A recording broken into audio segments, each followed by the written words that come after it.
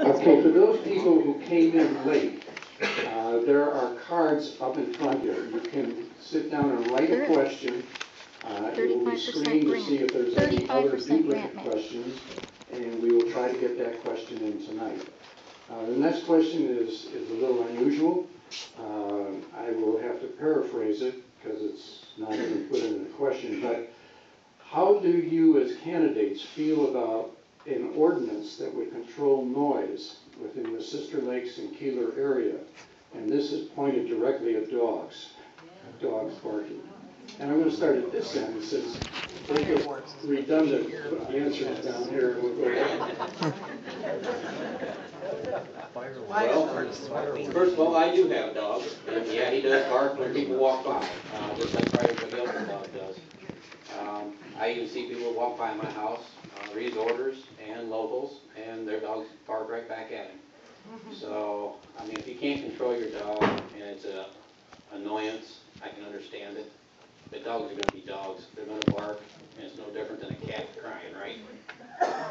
Tom, this is my question, because there is no noise ordinance for a barking dog. Yes. If it's outside, it's fed with water and food and shelter, that's it. There's no crime. But yet the dog can bark 24/7 when people are trying to sleep. Can we reverse this? Can we change this? This is my question. Well, I guess at some point, if it's your dog barking, it should annoy you also. I'm not saying it's your dog. Right. I have a dog too, and we live right in the 2 blocks of Keeler. There's a lot of dogs. I don't hear it, but I guess a loud ordinance maybe for music or something might be okay. I'm going to take the fiscally responsible answer. That is my agenda. We've actually, as part of the Planning Commission, we have investigated noise ordinances, whether it's dogs or music. And every time we look at updating or rewriting the ordinances, it involves, is this enforceable? Can we afford to enforce it? Can it be enforced equally?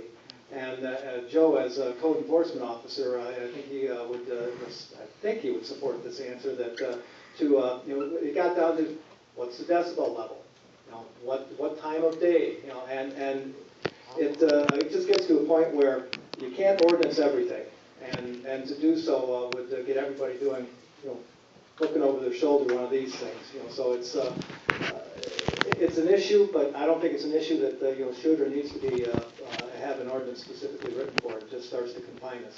Is that revenue? It's not revenue?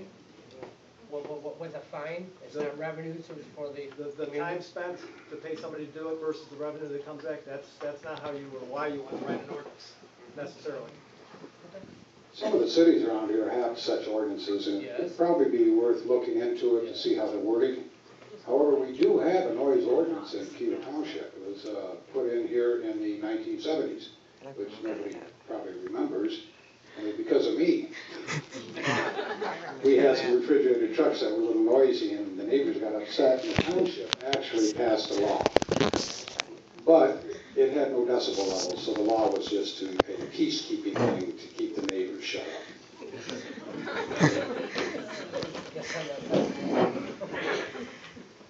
Well, I guess if you're looking at a noise ordinance for dogs, then other people might come up and say, well, the boats are too loud, or when they go past M152 and hit those rumble strips in the middle of the road, that's too loud. So where would it end? I don't think I would be in favor of it because I don't know how it would be enforced and controlled. I believe the township has, like he said, looked into it several times. I remember it being brought up at meetings. I don't know how they're written in the cities. I guess that's what would have to be looked into.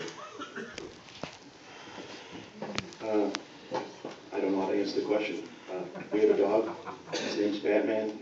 He greets everybody that walks by with a nice little bark. I'd love to entertain the question at a board meeting if it was something that was, we needed to talk about. But like I said, I just don't know how to answer the question. So I don't know. Sorry.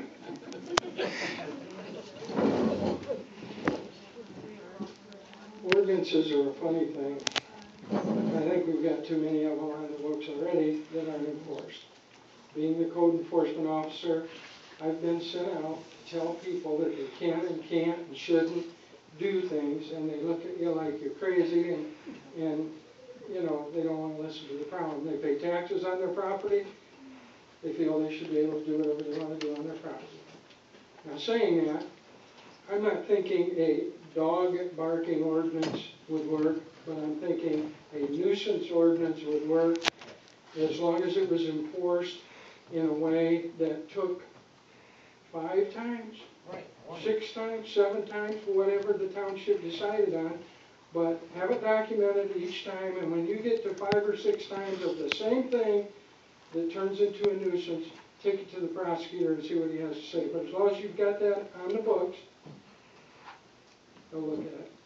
But I think we should go, you know, in that direction, not a specific dog barking ordinance, but something like a nuisance type ordinance, and then figure out how to get it enforced. Like Mr. Neary says, coming down the line, it gets a little bit redundant. I would support something like Mr. True just said. The key thing here is in our community is communication.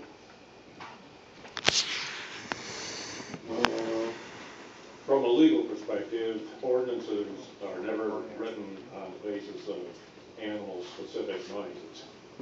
It's got to be a generic concept rather than a specific animal.